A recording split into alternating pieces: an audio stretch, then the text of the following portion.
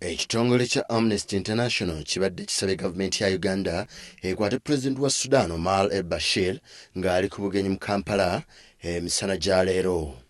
Kkooti y'ensi yonna erudde ng'enoonya Bashir ono okumukwata avunaanibwe emisango gy'okwenyigira mu kittabantu mu kitundu kya Darfur mu bukiikaddyo bwa Sudan. Amnesty International ng'eyita mu mukiise waayo mu East Africa esabye gavumenti ya kuno ekwatte Bashir ono olwemuweeyo mu International Criminal Court giyite ICC. Omukungu wa Amnesty mu East Africa Muthon Wanyechi mu kiwandiiko agambye nti Uganda erina okukola obuvunaanyizibwa bwayo obugisuubirwamu ekwatte President Bashir olw'okutta abantu b'e Darfur. Wanyechi agasseeko nti singa Uganda eremwawo okukola ekyo ebeera esudde obuvunaanyizibwa bwayo okutuukiriza ebyo ebyagisibwawo bannamukago bonna mu Uganda n'ebweru waayo mu mbe omujjuvu. Ono agasseeko nti kino kigenda kuba kiraga nti gavumenti ya Uganda ewagira ebyo byonna ebyakolebwa Omar Bashir ng'atirimbula abantu b'e Darfur.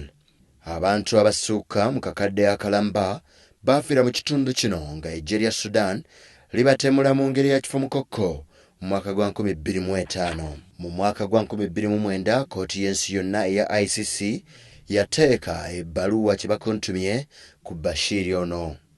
Omwaka ogwedde Bashir ono yagenda mu ggwanga lya South Africa nga mu lukiiko lwa African Union, naye era ab'obuyinza eyo tebaamukwata. Kkooti y'eno ensukkulumu yasala omusango nti gavumenti y'eno yakola ekintu ekiswaza okulemwa okukwata Bashir ono.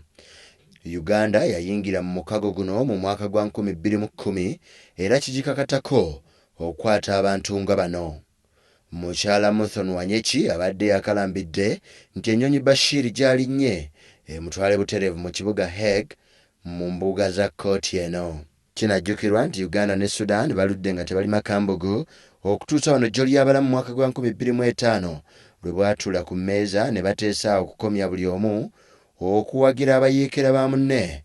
Olwo Sudan eno yalinga ewagira Ssaabayeekera Joseph Kony okulwanyisa Uganda, ate ne Uganda ng'ewagira abayeekera ba SPLA abaduumirwa John Garang okumalira ddala emyaka mingi. Ekkololo Museveni ajereze kkooti eno eya International Criminal Court ng'akakundi k'abantu abatalina bigendererwa era abatalina mugaso gwonna ku Africa.